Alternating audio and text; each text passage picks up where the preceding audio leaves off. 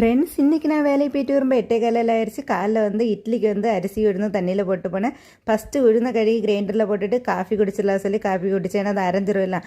Coffee குடிச்சிட்டு வந்தேன்னா பசங்களோட யூனிஃபார்ம் நைட்டே துவைச்சி போட்டுடலாம், காலைல கொஞ்சம் வேலை ஈஸியாக இருக்குன்னு சொல்லி அதை முக்கி வச்சுட்டு இருந்தேன். அதுக்கப்புறம் பார்த்தீங்கன்னா உழுந்து அரைஞ்சிட்டு அதை எடுத்துகிட்டு பார்த்தீங்கன்னா அரிசியை கிரைண்டரில் போட்டு துணியெல்லாம் துவைக்க போயிட்டேன். துணியெல்லாம் துவைச்சிட்டு வரதுக்குள்ளே பார்த்தீங்கன்னா மாவெல்லாம் அரைஞ்சிட்டு சரி எல்லாம் ஒரு பாத்திரத்தில் எடுத்து வச்சுட்டு அதுக்கப்புறம் பார்த்தீங்கன்னா பாத்திரம் கொஞ்சம் இருந்தால் அதெல்லாம் கழுகி கிச்சனை நீட்டாக்கிடலாம் சொல்லி எல்லாம் நீட்டாக கழுகி வச்சுட்டேன். பார்த்துக்கோங்க, காலையில் கொஞ்சம் நம்மளுக்கு வேலை ஈஸியாக இருக்கும். எல்லாம் எனக்கு இந்த பாத்திரம் சிங்கில் கிடந்தாலும் கோவமாக வரும். அதனால் எல்லாம் நீட்டாக கழுகி எடுத்து வச்சுட்டு பார்த்தீங்கன்னா துணியை கொண்டு மேலே காயப்போட சொல்லி நானும் என் பொண்ணும் போனோம்.